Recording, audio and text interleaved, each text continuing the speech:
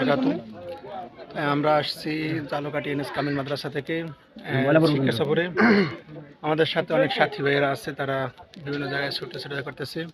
আমাদের সাথেও কিছু আছে, এই সাইডে আছে। অবশ্যই তাদের কাছ থেকে মতামত নেব, তাদের মন কীরকম লাগতেছে। ইতিমধ্যে আসছি পেয়ারা বাগানের ভিতরে, আপনাদের দেখাচ্ছি কেমন। অবশ্যই আমাদেরকে বিরাট একটা ধোঁকা দিচ্ছে, যা বলার মতো না। তারা বলছে ভিতরে নাকি পেয়ারা আছে অনেক, কিন্তু যদি আসার পর আমরা পাই নাই, যার কারণে আমরা একটা শেখা খেয়ে গেছি বড় ধরনের। কি বলো? আমাদের পিছনে আছে শুধু এইটাই দৃশ্যটা আছে দেখার মতো, তাছাড়া আর কিছুই নেই। এতদিন শুনলাম নাকি পেয়ারা বাগান অনেক কিছু দেখার আছে, অনেক কিছু ঘোরার আছে, কিন্তু আজকের কথা আছে শোনা কথায় কান দিতে নাই। যদি আমরা শোনা কথায় কান দিতে গিয়ে আমরা অনেক ভুল করে ফেলছি। আপনাদের মতামত অবশ্যই জানাবেন ভাই।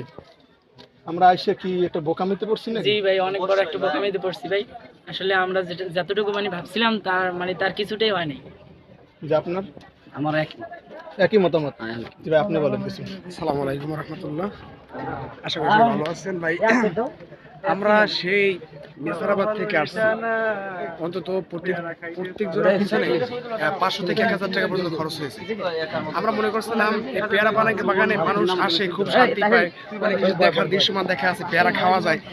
আমাদের আফসোসের বিষয় হচ্ছে আমরা এখানে 1000 টাকা দিয়ে ঢুকছি, কিন্তু আমাদের একটা মাত্র পেয়ারা আমাদের কপালে জোটে নেই ভাই। এই দুঃখের কথা আমরা কার কাছে বলবো ভাই? আপনাদের কাছে শেয়ার করলাম, আপনারা সারা দুনিয়া শেয়ার করে দেন। আচ্ছা, আপনাকে মানে ও জায়গায় বেশি কি লেকচার দিয়ে ঢুকেছি ভিতরে?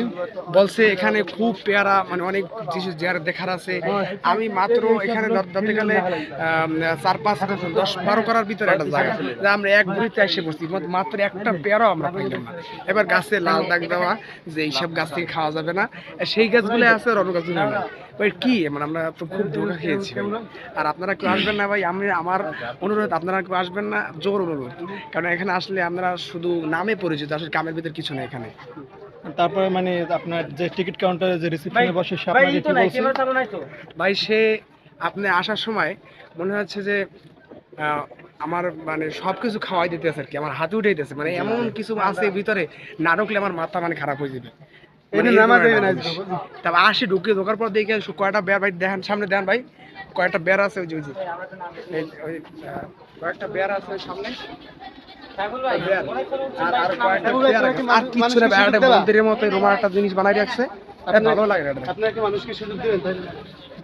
আসলে আমি এটার উপর উঠছিলাম, ঠিক আছে, এটা নাড়া দিয়ে বানানো, যদি মূর্তি যেরকম বানায় মূর্তির মতো বানানো। মুসলমান আসা উচিত। এটা কি হচ্ছে, এটা হচ্ছে গিয়ে নাড়া দিয়ে বানানো, তো উপরে একটু হালকা পাত্র রং দিতেছে, তা উপরে গাঢ় দেয় না, যদিও খরচ হবে এই জন্য খুবই হালকা দিয়ে দিচ্ছে। যদি আপনারা আসতে পারেন, আপনার জন্য কিছু ডলে রাইখে দিছি, আসবেন আপনারা অবশ্যই। ধন্যবাদ।